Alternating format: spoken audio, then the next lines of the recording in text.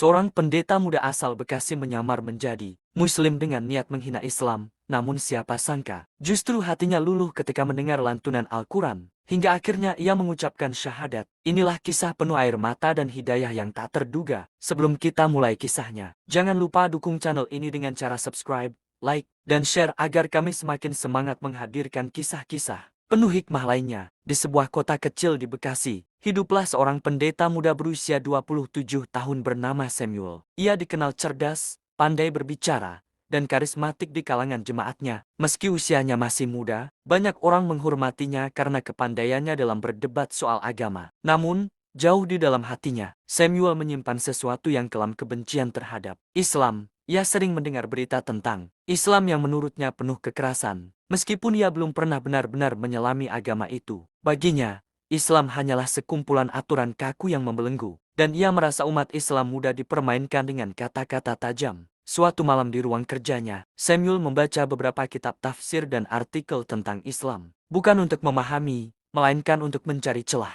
Ia menandai beberapa ayat, lalu menuliskan catatan kecil. Ini bisa aku pakai untuk menyerang mereka. Ini bisa aku gunakan untuk mempermalukan ustadz di depan jamaahnya. Niatnya semakin bulat. Samuel tidak ingin hanya berdebat dari kejauhan. Ia ingin masuk ke dalam lingkungan muslim, berpura-pura menjadi bagian dari mereka, lalu mengungkap kelemahan mereka dari dalam. Aku akan menyamar sebagai seorang muslim baru, gumamnya dengan penuh keyakinan. Ia percaya, dengan kepandaiannya berbicara, ia bisa membuat orang Islam sendiri bingung dengan agamanya. Beberapa hari kemudian, ia benar-benar mulai menjalankan rencananya. Samuel membeli pakaian sederhana, mengganti penampilannya agar tidak terlalu mencolok. Ia meninggalkan kalung salibnya di laci, lalu mulai berlatih mengucapkan salam. Assalamualaikum. Waalaikumsalam. Kalimat itu ia ulang-ulang di depan cermin. Meski hatinya penuh dengan kebencian, dalam hati kecilnya ada rasa puas. Ia merasa seperti seorang aktor yang akan memainkan peran penting dalam panggung besar, pura-pura menjadi muslim, lalu menjatuhkan Islam di hadapan banyak orang. Ia belum tahu,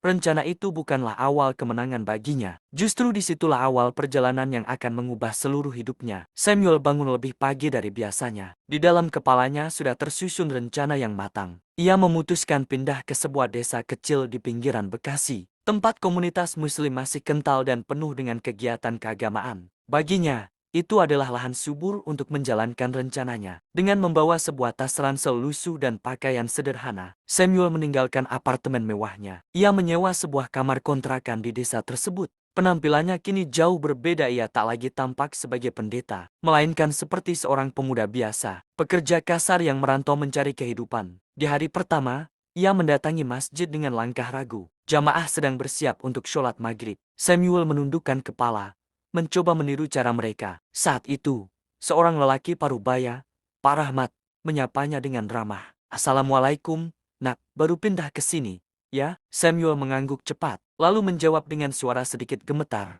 Waalaikumsalam. Iya, Pak, saya baru hijrah, ingin belajar Islam. Mata Pak Rahmat berbinar bahagia. Ia menepuk bahu Samuel dengan hangat, lalu mengajaknya masuk ke masjid. Masya Allah, Alhamdulillah. Kalau begitu, besok kita bisa mulai belajar mengaji di rumah Ustadz. Beliau sangat senang membimbing orang yang baru masuk Islam. Hati Samuel berdegup kencang, bukan karena bahagia, melainkan karena berhasil memainkan perannya. Dalam pikirannya, ia sudah membayangkan saat-saat ketika ia bisa mematahkan argumen seorang Ustadz di hadapan jamaah. Malam itu, setelah jamaah selesai sholat, Samuel duduk di pojok kontrakannya. Ia menulis catatan kecil. Langkah pertama berhasil. Mereka percaya, besok aku akan mulai mencari titik lemah dalam ajaran mereka. Namun, di luar kamar kontrakannya yang sempit, suara lantunan Al-Quran dari masjid kecil masih terdengar. Suara itu merambat masuk ke telinganya. Entah kenapa membuat hatinya sedikit bergetar. Samuel buru-buru menggelengkan kepala,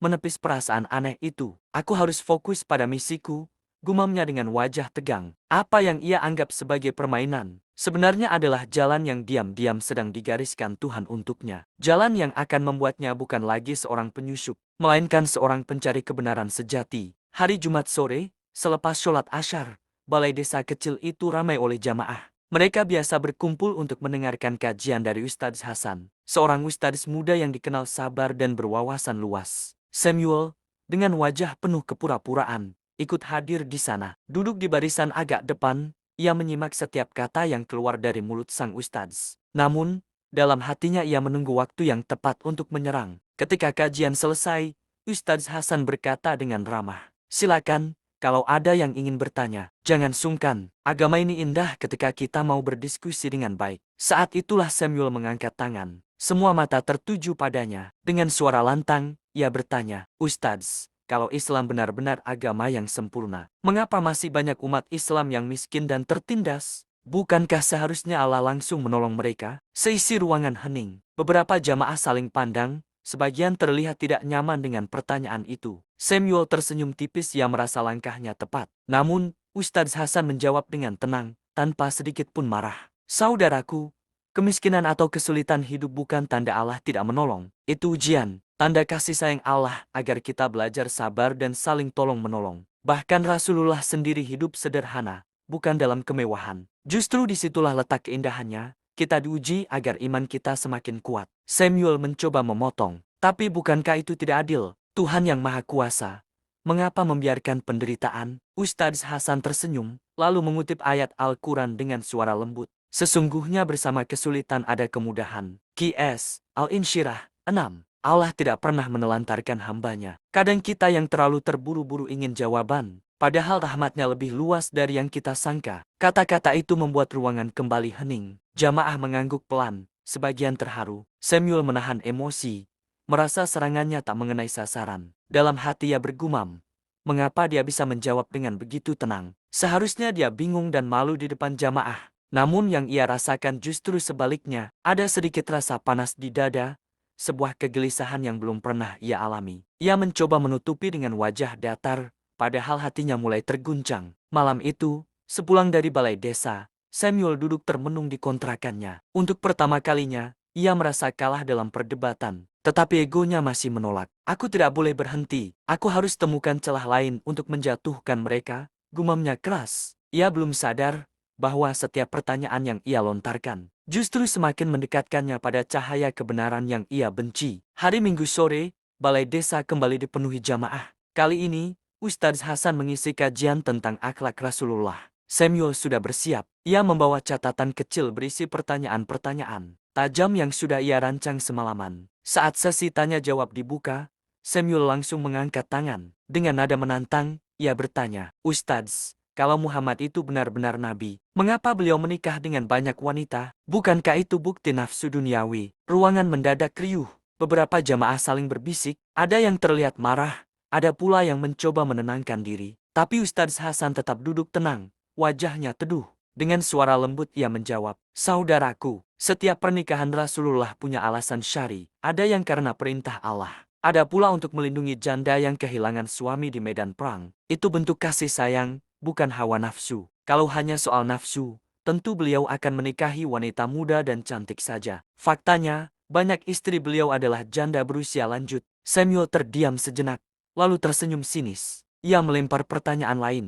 "Kalau Al-Quran benar-benar firman Tuhan, mengapa isinya penuh aturan? Mengapa tidak membebaskan manusia berpikir sendiri?" Sekali lagi, Ustadz Hasan menatapnya penuh kasih. "Saudaraku, aturan itu bukan untuk membelenggu, melainkan melindungi. Lihatlah lalu lintas. Kalau tidak ada aturan, pasti kacau dan banyak kecelakaan. Begitu pula hidup kita. Aturan Allah adalah jalan keselamatan, bukan penjara. Justru kebebasan tanpa bataslah yang sering menghancurkan manusia." Jamaah mengangguk setuju, suasana hening kembali. Samuel merasakan keringat dingin di pelipisnya. Ia ingin membantah, tapi lidahnya seolah keluh. Ustadz Hasan menambahkan dengan suara penuh kelembutan, "Saudaraku, aku tahu engkau haus akan jawaban. Tapi janganlah hatimu dibutakan oleh kebencian. Datanglah bukan untuk menguji, tapi untuk mencari kebenaran. Allah tahu isi hati kita masing-masing." Kalimat itu menusuk jauh ke dalam dada Samuel. Ia menunduk, pura-pura menulis sesuatu di kertasnya agar orang lain tidak melihat wajahnya yang mulai gelisah. Malamnya, di kamar kontrakan, Samuel memukul meja keras-keras. "Kenapa aku malah merasa aku yang dipermalukan? Kenapa jawaban-jawabannya membuatku semakin tidak tenang?" Ia berjalan mondar-mandir. Suara azan Isya dari masjid terdengar begitu jelas. Lantunan ayat-ayat suci itu membuat jantungnya berdetak lebih cepat. Ada rasa takut, sekaligus rasa damai yang tidak bisa ia fahami. Untuk pertama kalinya, Samuel mulai merasakan bahwa kebenciannya mungkin sedang berhadapan dengan sesuatu yang lebih besar dari dirinya. Malam itu hujan turun pelan, membasahi atap seng kontrakan kecil tempat Samuel tinggal. Angin malam membawa hawa dingin, membuat suasana desa begitu hening. Lampu jalan berkelap-kelip redup, hanya suara serangga malam yang menemani. Samuel duduk di kursi reyot, membuka catatan yang ia isi dengan rencana serangan berikutnya. Tapi pikirannya buyar. Dari arah masjid kecil di ujung jalan, terdengar suara lantunan Al-Quran. Seorang qari muda sedang melantunkan ayat-ayat dengan suara merdu, menggetarkan udara malam. Alif Lam Mim. Dza'alikal kitabul la raiba fihi hudal lil muttaqin. Suara itu merambat pelan, masuk melalui celah jendela, lalu menyentuh hati Samuel tanpa bisa ia tolak. Dadanya berdegup keras, matanya tiba-tiba panas. Ia mencoba menutup telinga dengan bantal, tapi suara itu tetap saja menembus. Seolah bukan hanya terdengar oleh telinga, melainkan langsung menusuk ke dalam jiwanya. Apa ini? Kenapa suaranya bisa seperti ini? Gumamnya dengan napas tersengal. Keringat dingin membasahi pelipisnya. Ia merasa ketakutan, takut karena ada sesuatu yang tak bisa ia kendalikan. Ayat-ayat itu terasa seperti menyingkap kebohongan yang selama ini ia pelihara dalam dirinya. Samar-samar ia teringat pada ucapan Ustadz Hasan beberapa hari lalu. Datanglah bukan untuk menguji, tapi untuk mencari kebenaran. Kata-kata itu kini terasa menghantui pikirannya. Malam semakin larut, tapi Samuel tidak bisa tidur. Setiap kali ia memejamkan mata, suara ayat tadi kembali terdengar. Dalam mimpinya, ia seperti berjalan di sebuah padang luas, sendirian, dikepung kegelapan. Lalu dari kejauhan ia mendengar suara lantunan itu sebagai cahaya yang memanggilnya. Ia terbangun dengan napas terengah, jantungnya berdetak kencang, wajahnya pucat. Ia menatap cermin kecil di kamarnya, lalu berbisik lirih, "Kenapa aku merasa aku yang sebenarnya sedang diperdaya? Bukankah aku datang untuk mempermalukan mereka? Mengapa justru aku yang malu pada diriku sendiri?" Air mata menetes tanpa ia sadari, bukan karena sedih, melainkan karena sebuah perasaan aneh campuran takut, kagum, dan harapan yang tidak bisa ia fahami. Sejak malam itu, suara Al-Quran selalu menghantuinya. Siang ia bisa pura-pura tenang, tapi malam hari jiwanya bergetar. Dan setiap kali mendengar ayat-ayat itu, kebenciannya melemah sedikit demi sedikit, digantikan oleh rasa penasaran yang semakin besar. Ia belum tahu bahwa rasa penasaran itulah yang akan menuntunnya ke pintu hidayah. Hari itu, balai desa kembali ramai oleh jamaah. Ustadz Hasan akan mengisi kajian tentang sabar dan ikhlas. Samuel datang dengan wajah muram. Matanya sembab karena beberapa malam sulit tidur akibat lantunan Al-Quran yang terus menghantui pikirannya. Ia duduk di barisan depan. Dalam hatinya ia bertekad, "Hari ini aku harus menang. Aku harus membuktikan pada mereka kalau Islam penuh kelemahan. Aku tidak boleh terus diganggu oleh perasaan ini." Setelah kajian selesai, ia langsung mengangkat tangan. "Ustadz," suaranya lantang, bahkan sedikit kasar, "kalau Allah memang Maha Penyayang, kenapa Dia menciptakan neraka? Bukankah itu kejam? Mengapa Tuhan yang penuh kasih tega menghukum ciptaannya dengan api yang menyiksa?" Ruangan mendadak sunyi. Beberapa jamaah terlihat tidak nyaman, sebagian menunduk. Tapi Ustadz Hasan menatap Samuel dengan penuh ketenangan. "Saudaraku," ucapnya lembut, "kasih sayang Allah itu luas, tapi manusia juga diberi kebebasan memilih jalan. Neraka bukan karena Allah kejam, melainkan karena manusia sendiri yang menolak rahmatnya. Allah memberi peringatan, memberi petunjuk. Tapi jika manusia keras kepala, bukankah adil jika ada balasan bagi kejahatan?" Samuel menepuk meja keras-keras. "Itu hanya pembenaran.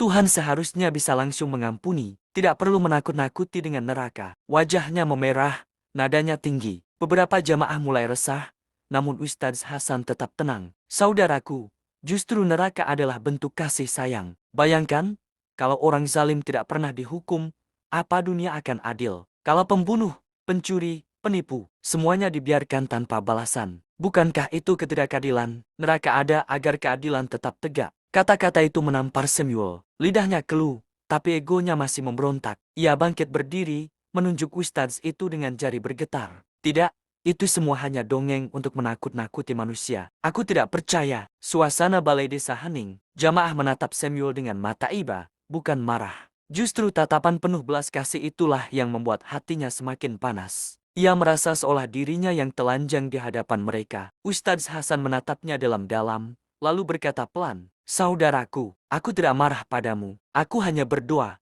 semoga hatimu segera diberi ketenangan. Karena aku tahu, orang yang berteriak paling keras sebenarnya sedang berperang dengan dirinya sendiri. Ucapan itu menghantam jantung Samuel. Ia terpaku, lalu perlahan menurunkan tangannya. Matanya berair, namun buru-buru ia pergi meninggalkan balai desa. Malamnya, Samuel menangis sendirian di kamarnya. Ia menutup wajah dengan kedua tangan, tubuhnya gemetar. Kenapa aku yang semakin hancur? Kenapa? Aku merasa dia benar. Egonya masih mencoba melawan, tapi hatinya mulai retak. Dan di celah retakan itu, cahaya kebenaran perlahan menyelinap masuk. Sejak perdebatan terakhir di balai desa, hati Samuel semakin tidak tenang. Malam-malamnya diliputi kegelisahan. Siang harinya ia terus dihantui oleh kata-kata Ustadz Hasan, orang yang berteriak paling keras. Sebenarnya sedang berperang dengan dirinya sendiri. Kalimat itu terus terngiang. Ia merasa dirinya sedang dipermalukan bukan oleh manusia, tapi oleh sesuatu yang lebih besar. Sesuatu yang tak bisa ia lawan. Suatu sore, ketika hujan rintik-rintik turun, Samuel duduk sendirian di kamar kontrakan. Tangannya meraih sebuah buku yang ia sembunyikan di dalam tas. Itu adalah Al-Quran terjemahan yang diam-diam ia beli di toko buku beberapa hari lalu. Ia menatap sampulnya lama sekali. Baiklah, gumamnya dengan suara pelan. Aku akan membacanya, bukan untuk percaya, hanya untuk mencari kesalahan. Halaman demi halaman ia buka. Awalnya matanya mencari-cari hal yang bisa ia jadikan bahan serangan. Namun, yang ia temukan justru berbeda. Ayat pertama yang membuatnya terhenti adalah, dan sungguh, kami telah memuliakan anak-anak Adam. Q.S. Al-Isra 70. Samuel terdiam. Memuliakan semua manusia. Jadi bukan hanya muslim saja. Batinnya bingung. Ia lanjut membaca, lalu menemukan ayat lain. Tidak ada paksaan dalam agama. Sesungguhnya telah jelas jalan yang benar daripada jalan yang sesat. Q.S. Al-Baqarah 256. Matanya bergetar. Tidak ada paksaan. Tapi bukankah selama ini aku menganggap Islam memaksa? Lalu kenapa ayat ini justru berkata sebaliknya? Samuel menutup wajahnya dengan kedua tangan. Air mata menetes tanpa ia sadari. Ia merasa tubuhnya bergetar, seolah hatinya sedang dihantam oleh kebenaran yang selama ini ia abaikan. Malam itu ia membaca lebih banyak. Ia menemukan ayat tentang kesabaran, tentang kasih sayang, tentang janji Allah bagi orang-orang yang berbuat baik. Setiap kalimat terasa menjawab pertanyaan yang selama ini ia lontarkan dengan penuh amarah. Bahkan di dalam keheningan malam, ia berbisik lirih, "Ya Tuhan, jika benar ini firman-Mu, mengapa aku baru merasakannya sekarang?" Di luar sana, suara hujan semakin deras, menyamarkan suara tangisnya. Samuel tak pernah membayangkan bahwa ia, seorang pendeta muda yang dulu penuh kebencian, kini diam-diam mulai jatuh cinta pada kalam yang dulu ingin ia hina. Bulan Ramadan telah tiba. Desa kecil tempat Samuel tinggal semakin ramai dengan kegiatan ibadah. Setiap malam, masjid dipenuhi jamaah yang melaksanakan sholat tarawih. Suara bacaan imam bergema indah, memenuhi udara malam dengan ketenangan yang sulit dijelaskan. Samuel, yang selama ini hanya mendengarkan dari kejauhan, malam itu memberanikan diri melangkahkan kaki ke masjid. Hatinya bergetar sejak ia melepas sandal di depan pintu. Aroma karpet, suara bisikan doa, dan wajah-wajah kusyuk para jamaah membuatnya merasa asing sekaligus damai. Ia memilih duduk di pojok belakang, pura-pura ikut mengamati. Namun sebenarnya, dadanya berdebar keras. Sholat tarawih dimulai. Imam membaca surat Ar-Rahman. Suaranya begitu merdu, naik turun penuh penghayatan. Fabi'ayyi ala airabikum atukadzibaan. Maka nikmat Tuhanmu yang manakah yang kamu dustakan? Ayat itu diulang berkali-kali. Setiap kali terdengar, dada Samuel serasa dihantam palu. Mengapa? Mengapa ayat ini seakan berbicara langsung kepadaku? Bisiknya lirih. Air matanya mulai menetes. Ia mencoba menahan, namun semakin ia tahan, semakin deras mengalir. Ia merasa seluruh kebencian, kesombongan, dan niat jahatnya terbongkar di hadapan Allah malam itu. Setiap pengulangan ayat, seolah menjadi tamparan yang membuatnya semakin sadar betapa selama ini ia hidup dalam kebohongan. Ya Tuhan, Samuel menutup wajahnya dengan kedua tangan. Tubuhnya bergetar, bahunya naik turun menahan tangis. Jamaah di sekitarnya hanya menatap penuh iba, mengira ia hanyalah seorang muslim baru yang sedang tersentuh hatinya. Sholat berakhir, jamaah melanjutkan doa panjang. Samuel tetap duduk di pojok, matanya sembab, hatinya kacau namun terasa ringan. Untuk pertama kalinya dalam hidupnya, ia merasa dekat dengan sesuatu yang suci. Malam itu ia berjalan pulang dengan langkah gontai. Namun di dalam dadanya ada sesuatu yang berbeda, sebuah ketenangan yang belum pernah ia rasakan sebelumnya. Ia berbisik pada dirinya sendiri, "Mungkin, selama ini aku salah. Mungkin kebenaran yang kucari ada di sini." 1 bulan penuh Samuel hidup dalam pergolakan batin. Malam-malamnya diisi tangis, siangnya dipenuhi renungan. Setiap kali mendengar lantunan ayat Al-Quran, hatinya bergetar. Setiap membaca terjemahan, ia merasa menemukan jawaban yang selama ini ia cari. Namun, ada rasa takut yang masih membelenggunya. Takut meninggalkan masa lalunya sebagai pendeta muda yang dihormati. Takut ditolak oleh keluarganya. Dan yang paling besar takut mengakui bahwa selama ini ia salah. Suatu sore, selepas sholat Asyar, Samuel kembali mendatangi balai desa. Jamaah sedang berkumpul bersama. Ustadz Hasan, dengan wajah pucat dan langkah gemetar. Ia maju ke depan. Ustadz, bolehkah saya bicara? Suaranya serak, hampir bergetar. Ustadz Hasan menatapnya dengan lembut. Silakan, saudaraku. Samuel menunduk lama sekali. Air matanya mulai mengalir sebelum ia sempat bicara. Suara Ishak memenuhi ruangan. Jamaah saling pandang, bingung apa yang sedang terjadi. Akhirnya, dengan suara parau, ia berkata, saya datang ke desa ini, bukan untuk belajar Islam, saya datang untuk menghina kalian. Untuk mencari kelemahan Islam agar bisa mempermalukan agama ini. Saya, seorang pendeta. Suasana balai desa hening. Beberapa orang terkejut, sebagian menutup mulutnya. Namun tak ada satupun yang marah. Mereka hanya menatap Samuel dengan mata penuh iba. Samuel melanjutkan, suaranya pecah oleh tangis. Tapi, Allah membalikan semua rencana saya. Setiap ayat yang saya dengar membuat hati saya takut sekaligus tenang. Setiap jawaban yang Ustadz berikan justru menghancurkan kebencian saya. Saya malu, saya kalah, dan saya menyerah. Ia jatuh berlutut, menutup wajah dengan kedua tangan. Tangisnya pecah tanpa bisa ditahan. Ustadz Hasan bangkit, menghampirinya, lalu memeluk Samuel dengan erat. Saudaraku, engkau tidak kalah. Engkau justru menang, karena Allah telah memilihmu untuk diberi hidayah. Jamaah ikut meneteskan air mata. Beberapa orang menunduk, melafalkan doa-doa harapan. Di hadapan semua orang, dengan tubuh bergetar, Samuel akhirnya mengucapkan kalimat yang mengubah hidupnya. Asyhadu in la ilaha illallah, wa asyhadu anna Muhammadan Rasulullah. Tangis pecah di ruangan itu. Samuel menangis, bukan karena kalah, melainkan karena menemukan cahaya yang selama ini ia cari. Sejak hari itu, ia tak lagi dikenal sebagai pendeta Samuel. Namanya berubah menjadi Saifuddin, seorang mualaf yang dengan tulus berjanji akan mengabdikan hidupnya di jalan Allah. Dan di dalam hatinya, ia berbisik, betapa indah tipu daya Allah. Aku datang untuk mempermalukan Islam. Tapi justru aku yang dipermalukan hingga akhirnya aku menemukan kebenaran sejati.